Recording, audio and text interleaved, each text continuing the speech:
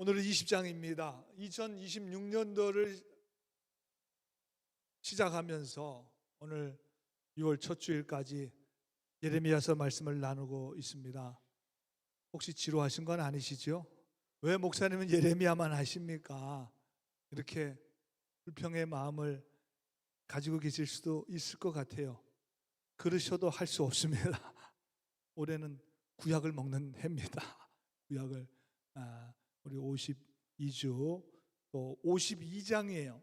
끝내기로 우리가 약속하고 시작했으니 어쨌든 올해 끝까지 예레미야서를 잘 마칠 수 있도록 여러분께서 기도해 주시기 바라고, 그렇기 때문에 2026년도에는 예레미야의 말씀을 통해서 내가 반드시 하나님을 만나리라, 하나님의 은혜를 체험하겠다는 그런 마음으로 여러분 예레미야서 한 장 한 장의 말씀을 통해서 여러분의 믿음이 더 업그레이드 되고 더 신실한 하나님의 사람들이 되시기를 우리 주님의 이름으로 간절히 축원합니다. 우리 옆 사람하고 이렇게 한번 인사하셨으면 좋겠어요. 예레미야가 너무 좋습니다. 예레미야가 너무 좋습니다. 이제 좀 좋아질 때도 된 것 같은데, 제가 20번 말씀드렸으면 예레미야 이 사람 참 대단한 사람이잖아요. 대단한 사람입니다, 사실은. 오늘 무슨 말씀인가 하면, 근데 지난 주일에 토기장의 집에서 사온 도자기 그릇을 오벳에 가서 깨뜨렸습니다. 그리고 성전 뜰까지 또 와가지고 그걸 또 하나 깨뜨렸을 것입니다.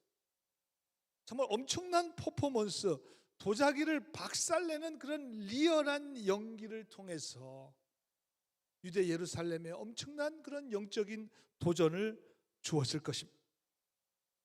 그러면 그 결과가, 도자기를 깨뜨린 그 결과가 어떠했는가 하는 게 이제 오늘 우리가 읽은 20장에 나옵니다. 1절에 보니까 바술이라고 하는 인물이 나오는데, 제사장 바술은 여호와의 성전의 총감독이라. 이 사람은 제사장인데 특별히 그 예루살렘 성전을 총감독, 그러니까 뭐 굉장한 제사장들보다는 한 단계 위에 있는 총감독하는 그런 사람이었습니다. 예레미야가 성전 뜰에서 그 난리를 쳤으니 이 바술이라는 사람이 도대체 이게 어떻게 된 일이냐. 여러분, 만약에 알지도 못하는 사람들이 우리 파킹랏에 와가지고 뭐 난리를 치고 있다면 우리 가만히 있겠습니까? 빨리 가서 무슨 일이냐고 아마 그랬을 것입니다. 바술 똑같죠. 이 성전을 책임지고 있는 사람이에요. 아니 감히 성전에서 내 허락도 없이, 아니 모이려면 뭘 하려면 내 허락을 받든지 공문을 정식으로 발송을 해서 그럼 몇 월 며칠 몇 시에 뭐 좀 하겠습니다, 그러면 정식으로 허락을 받아서 하든지, 아무 뭐 허락도 없이 도벳에 갔다가 그리고 성전 뜰에서 도자기를 깨뜨리는 그런 일을 해하게 돼요. 그랬더니 2절에 보니까 바술이 선지자 예레미야를 때렸습니다. 아마 합당하다고 생각하고 때렸겠죠.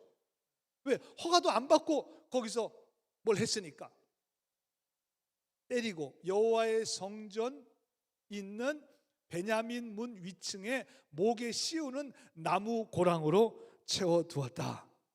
메시지 번역에 보니까 바술이 예레미야를 채찍질하고 창고에 가두었다. 채찍질을 했습니다. 아마 한두 번 한 게 아닌 것 같아요. 채찍질을 여러 번 채찍질하고, 그리고 쓰러진 예레미야를 잡아다가 창고에, 감옥 같은 데겠죠, 그런 데다가 가둬 두었습니다. 그러니 여러분, 예레미야 입장에서는 얼마나 억울하겠습니까? 하나님의 말씀에 순종해서 토기장의 집에 가서 토기장이가 긋는 그 비릇을 하루 종일 바라보았습니다. 그리고 거기서 하나님의 뜻을 깨달았습니다. 하나님이 무슨 말씀을 하시는지 알게 되었습니다. 그래서 거기서 사온 토기를 가지고 지난 주일에 제사장들의 어른들을 데리고 도벳이라고 하는 쓰레기장에 데리고 가서 그것을 깨뜨렸습니다. 그것도 모자라서 성전으로까지 갔습니다. 성전 안에 못 들어가니까 성전 뜰에서 하나님의 심판과 재앙을 선포하면서 또 도자기를 깨뜨렸어요. 그러면 뭔가 뒤집어지는 역사가 일어나야 되잖아요. 우리의 상식으로는. 그런데 그에게 돌아온 것은 심한 채찍질과 창고에 갇히는 그런 신세가 되었습니다. 예레미야 편에서 보면 굉장히 억울할 것 같아요. 자기가 하고 싶어 한 것도 아니고 하나님의 말씀에 순종해서 그렇게 했습니다. 세상 바수울이 생각하기를 그래, 채찍질도 하고 감옥에 하루 정도 가둬뒀으니 이제 뭐 안 하겠지, 이제 나가면 조용하겠지, 뭐 그런 마음을 먹었던 것 같아요. 감히 성전에서 내 허락 없이 심판과 재앙을 선포한다는 게 말이 돼? 그래서 3절에 뭐 예레미야가 뭐 큰 죄를 진 건 아니니까 다음 날 바수울이 예레미야의 목에 씌우는 나무 고랑에서 풀어 주었습니다. 아니, 풀어 주었으면 물론 본인이 억울하게 당한 일이긴 하지만 매 맞고 채찍질 당하고 감옥에 갇혀서 하루를 거기서 지냈으면 좀 낙심됐을 거 아니겠습니까? 억울하기도 하고 이거 어떡하나, 여기서 큰일 나는 거 아닌가, 근심, 염려, 절망이 몰려왔을 텐데, 그러면 바수울이 풀어주면 아유 감사합니다, 아유 고맙습니다, 제가 다시는 성전에 와서 이런 일 안 하겠습니다, 그랬을 것 같은데 풀어줌에 예레미야가 말합니다. 그에게 이르되 여호와께서 내 이름을 바수울이라 아니하시고 마골 밉사 빕이라 하시느니라. 참 이름이 어려운데 마골 밉사 빕. 이 바술이라고 하는 말의 뜻은 자유의 확장이라는 의미입니다. 자기 하고 싶은 대로 하면서 즐거워하는 거예요. 자기 하고 싶은 대로 하니 얼마나 즐겁겠습니까? 네 원하는 대로 너의 삶을 살아라는 그런 의미에서 바수훌이라고 하는 그런 이름을 지었던 것. 자유롭게 자유인으로 살아라, 아마 그런 의미로 바수훌이라고 하는 이름을 가지고 있었는데, 예레미야가 이 바수훌에게 뭐라 그러냐, 너는 이제 마골 밉사 빚이 될 것이다. 근데 이 마골 밉사 빚이 좋은 뜻이 아니에요. 테러, 공포, 두려움이 모든 사방에서 몰려오는, Terror on every side, 모든 면에서 테러가 몰려온다는 거예요. 한쪽도 아니고 두 쪽도 아니고 모든 면에서, 모든 사방에서 너는 앞으로 테러를 당하게 될 거라. 그 말이 이제 굉장히 안 좋은 말이죠. 마골 밉사빗. 우리 한국말로 표현해도 좀 미운 것 같아요. 밉사빗, 밉사빕, 빕. 그리고 친절하게 그 정도 했으면 됐는데 마골 밉사빗이 무엇인지에 대해서 또 설명까지 자세하게 해줘요. 안 해도 될 것 같은데 4절에 보니까 내 모든 친구에게 두려움이 되고 그들이 그들의 원수들의 칼에 엎드려질 것이요 내 눈은 그것을 보게 될 것이고 내가 온 유다를 바벨론의 손에 넘기리니 그가 그들을 사로잡아 바벨론으로 옮겨 칼에 죽게 될 것이다. 5절을 보니까 내가 또 이 성읍의 모든 부와 모든 소득과 그 기중품과 모든 유다 왕의 보물을 그 원수의 손에 넘기리니 그들이 그것을 탈취하여 바벨론을 가져가게 될. 이 바벨론에서 지금 멸망당한다는 거 아니겠습니까? 6절에 보니까 바수라 너와 내 집에 사는 모든 사람이 포로되어 옮겨지니 내가 바벨론에 거기서 죽어 거기 묻히게 될 것이다. 너는 이제 앞으로 온갖 테러를 당해서 바벨론으로 끌려가게 되고 거기서 죽게 될 것이다. 그래서 내 이름을 이제 바술이라 그러지 마라. 너 이제 자유 없어. 마골 밉사빕. 이것을 지금 자기를 지금 풀어주고 있는 바술을 향해서 하나님의 말씀임을 담대하게 선포해요. 저는 오늘 이 본문을 보면서 예레미야에게 정말 두려움이라고는 정말 1도 찾아볼 수가 없습니다. 너무나 또 당당한 모습이에요. 어제 채찍질 당하고 지금 감옥에 하루 저녁 보내면서 막 낙심하고 절망된 예레미야의 모습이 절대로 아닙니다. 예레미야의 너무나 담대한 믿음의 모습이 보이지 않습니다. 보이고 있습니다. 두려워하지 않습니다. 여러분, 예레미야가 이 하나님의 말씀을 전하면서부터 당했던 고난과 고통은 성경학자들이 최소 20년 이상으로 보고 있습니다. 왜냐하면 지금부터 시작해서 바벨론에 의해서 나라가 망하고 이제 그 이후까지니까 최소 20년을 지금 하나님의 메시지를 전하고 있습니다. 육체적으로 고통을 받고 사람들로부터 왕따를 당하고 감정적인 수많은 상처를 받았지만 오늘 예레미야의 모습에는 전혀 그런 모습이 없어요. 전혀. 13절에 보니까 여호와께 노래하라. 너희는 여호와를 찬양하라. 여러분, 노래까지 부를 정도가 되었습니다. 할렐루야, 하나님을 찬양하라고까지. 20장에 저 고백이 시편에 나올 듯한 고백이 13절에 나오고 있습니다. 저는 오늘 20장의 말씀을 통해서 예레미야가 믿는 하나님, 우리가 똑같이 고백하는 하나님입니다. 예레미야에게 주셨던 그 강하고 담대한 믿음으로 오늘 우리들의 삶에 있는 여러 가지 고난과 어려움 가운데서도 우리들도 하나님을 노래하고 여호와를 찬양할 수 있는 그런 믿음의 사람들이 되시기를 주님의 이름으로 간절히 소원합니다. 그렇다면 도대체 예레미야의 믿음이 뭐냐, 그 말이죠. 오늘 우리가 찾아야 될 거예요. 예레미야가 도대체 어떤 믿음이었길래 이런 상황에서도 하나님을 찬양하고 하나님께 감사하고 담대한 믿음을 가질 수 있었는가? 오늘 말씀을 보면서 저는 빌립보 감옥에 갇힌 바울과 실라의 모습이 떠오릅니다. 작년에 나눴던 사도행전 말씀이죠. 16장 24절 25절에 보니까 그가 이러한 명령을 받아 그들을 깊은 옥에 가두었더니 그냥 감옥에 갇힌 게 아니에요. 때렸습니다. 똑같이 때렸습니다. 예레미야에게 때렸듯이 책짓질 당하고 그리고 가두고 그 발을 착고에 채워가지고 깊은 감옥에 갇혔습니다. 한밤중에 바울과 실라가 기도하고 하나님을 찬송했습니다. 완전히 절망적인 상황 가운데서 바울과 실라는 기도하고 찬송했는데 그냥 힘들게 그냥 어렵게 막 고통스러워하면서 기도하고 찬양한 게 아니라 죄수들이 듣더라 그래요. 목이 터져라 찬양한 거죠.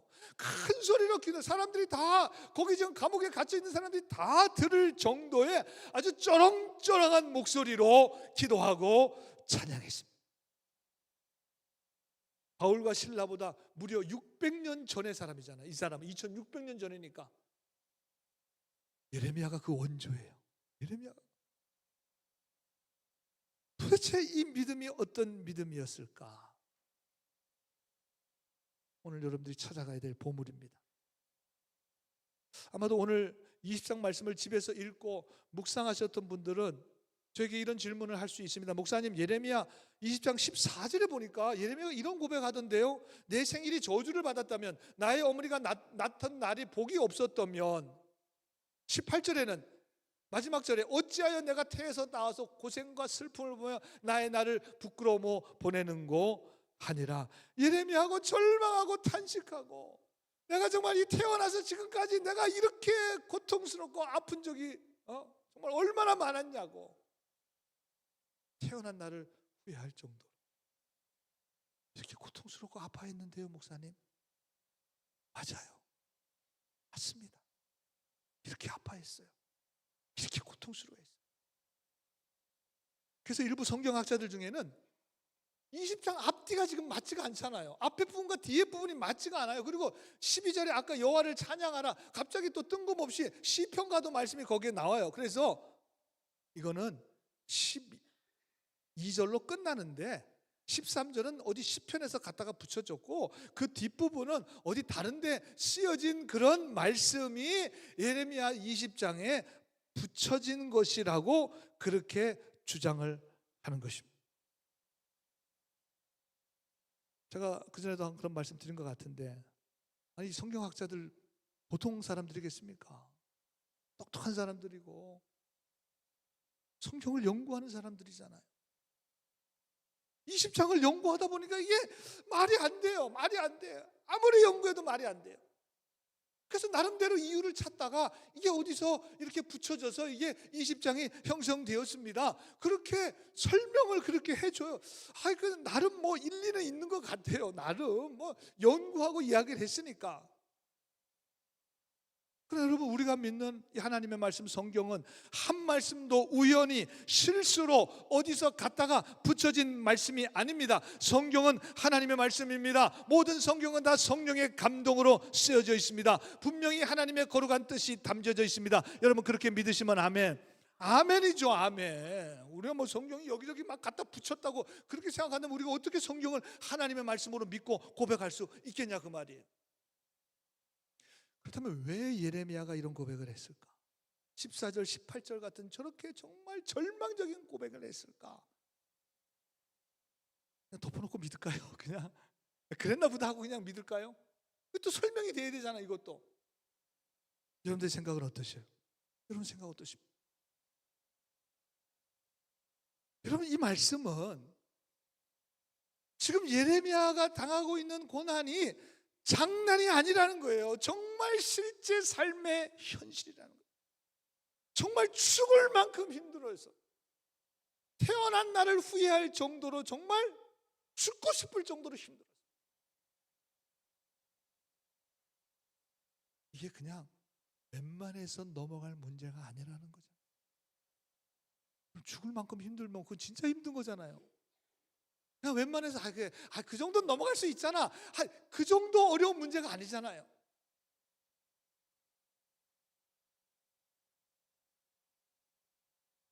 기도하고 담대한 믿음의 고백을 예레미야가 하고 있지만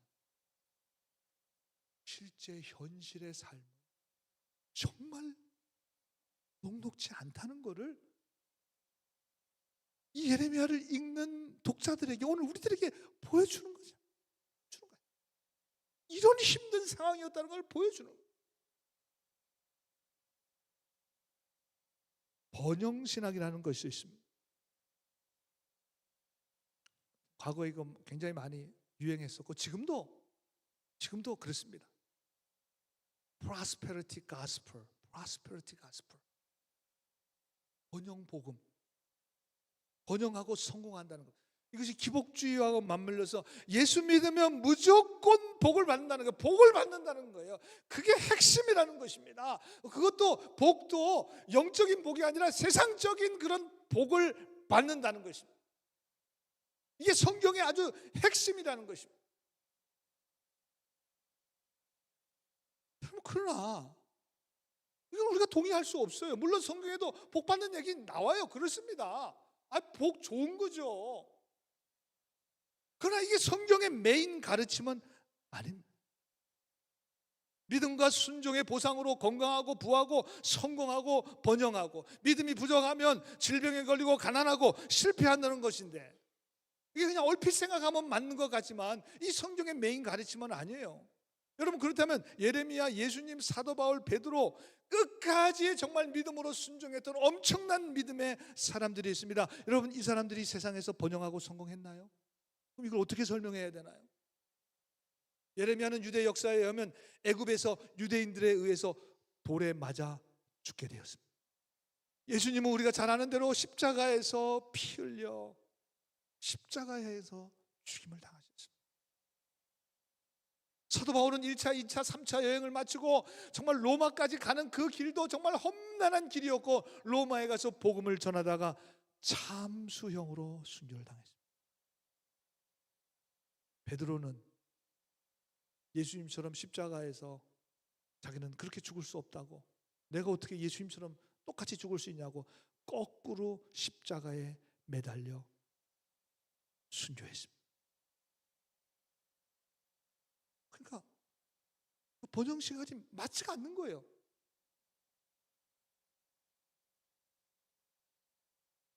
그럼 왜 이 뒷부분이 있는지 분명히 아시겠죠? 현실은 정말 다 할 수 없는, 태어난 날을 저주해야 되는 그런 삶의 고난과 아픔이 현실이었지만, 예레미야는 거기에 굴하지 않고 그걸 회피하지 않고 그걸 도망가지 않고 그것을 믿음으로 이겨냈다고 하는 사실을 오늘 20장을 통해서 여러분 우리들에게 생생하게 보여주고 있는 것입니다.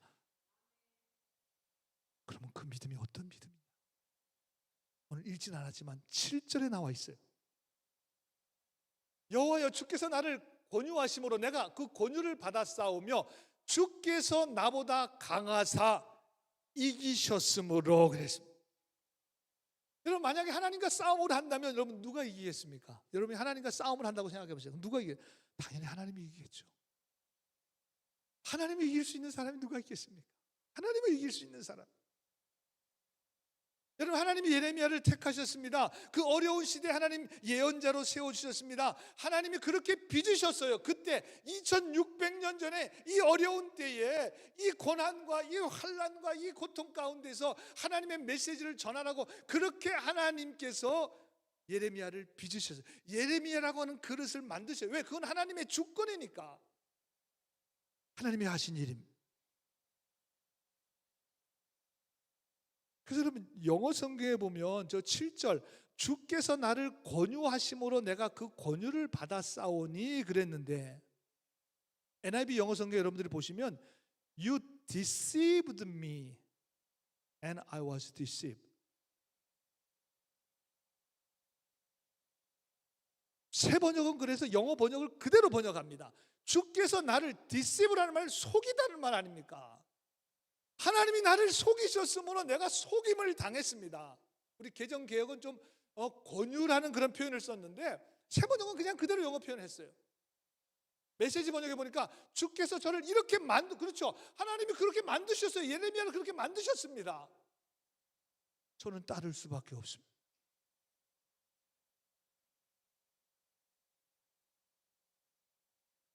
그러니까 오늘 표현이 조금씩 다르지만 권유, 속이셨다, 이렇게 만드셨다, 권유를 했든 설득을 했든 속임을 했든 강제로 했든 어쨌든 상관없이 매맞고 갇히고 이런 상황도 지금 예레미야가 다 이해되는 건 아니에요. 그러나 분명한 것은 하나님을 이길 수 없다는 것입니다. 하나님이 이길 수 없다. 지금 자신이 당하는 그런 고난과 고통과 어려움 가운데서도 하나님의 뜻을 거역할 수는 없다는 고백입니다. 하나님의 뜻을 거역할 수 없다. 내가 하나님의 뜻을 이겨낼 수 없다는 거예요. 맞습니다, 여러분. 내가 어떻게 하나님과 싸워서 이길 수 있겠습니까? 그건 불가능하죠. 그래서 9절에 이렇게 고백해요. 내가 다시는 여호와를 선포하지 아니하며 그의 이름으로 말하지 아니하리라. 아마 책찍질 당하고 그 창고에 갇힐 때 아마 마음이었을 것 같아요. 내가 다시는 말 안 하리라. 다시는. 내가 이거 뭐 하는 거야 지금? 내가 왜 이런 고난을 당해야 돼? 다시는 하나님의 말씀을 선포하고 이름을 말하지 아니하리라 하면 나의 마음이 불붙는 것 같아서 골수에 사무치니 답답하여 견딜 수가 없습니다.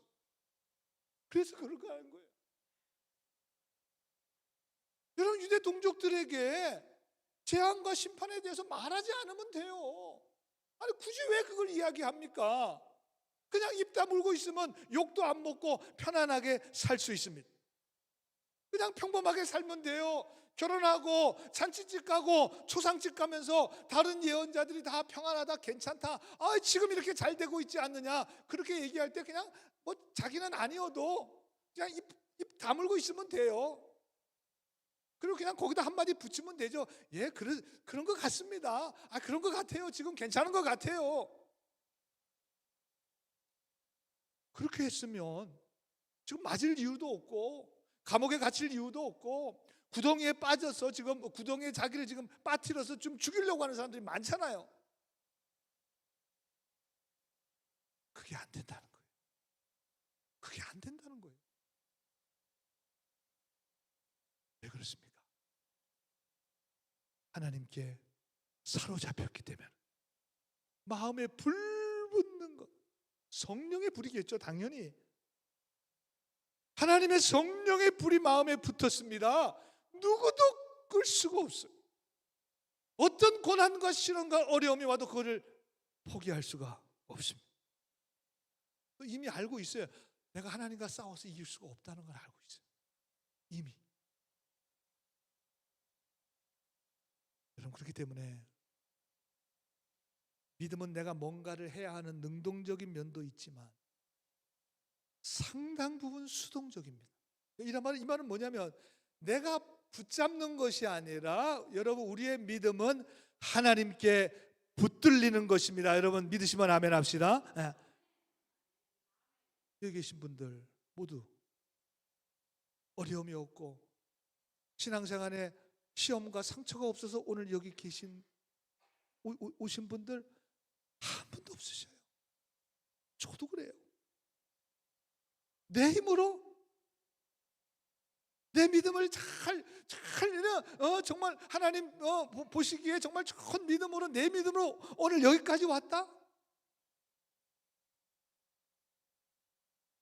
이미 그랬으면 다 포기했을 것 같아요. 이미 낙심하고 절망하고 포기하고 내 힘 가졌습니다. 여기 계신 분들, 하나님이 여러분들을 붙들어 주셨기 때문에 여러 가지 어려움도 있고 시험도 있고 상처도 있고 아픔도 있었지만 오늘 여기까지 하나님께서 붙들어 주셔서 여러분 믿음을 지키고 하나님께 예배할 수 있는 이 자리까지 하나님께서 이끌어 주신 줄로 믿습니다. 하나님이 하신 거예요. 분명한 거죠. 분명한 거예요. 이건 하나님이 붙들어 주셔서. 오늘 저 표현은 다르지만 마음에 불 붙는 것과 골수에 사무치고 답답하고 성령께서 나를 이끌어 주셨기 때문에 시험이 없어서가 아니라 아픔과 상처가 없어서가 아니라 하나님의 붙으셔서 성령께서 마음 주셔서 성령의 강력한 역사하심으로 오늘 여기까지 올 수 있게 되었습니다. 예레미야의 고백이고 우리의 고백이에요, 여러분. 조금 표현만 다르지 똑같아요. 그렇기 때문에 여러분, 오늘 11절 말씀 잘 기억하셔야 돼요. 여호와는 두려운 용사 같으시니 나와 함께 하심으로 나를 박해하는 자들이 넘어지고 이기지 못할 것입니다. 여러분, 하나님이 예레미야와 함께 하시면 누가 예레미야를 무너뜨릴 수 있겠습니까? 하나님이 여러분과 함께 하시면 여러분들을 무너뜨릴 것은 이 세상에 그 어느 것도 없습니다. 하나님이 예레미야와 함께 하신 하나님, 오늘 여러분과 함께 하십니다. 그렇기 때문에 여러분, 오늘 분명히 확신하셔야 돼요. 하나님이 함께 하시는 인생은 결코 실패할 수 없습니다. 망할 수 없습니다. 누가 망하라고 방해를 하고 고사를 지내고 장애물을 세워놔도 하나님께서는 그것을 다 무너뜨려 주실 것입니다. 왜? 우리의 인생에 하나님이 함께 하시기 때문입니다.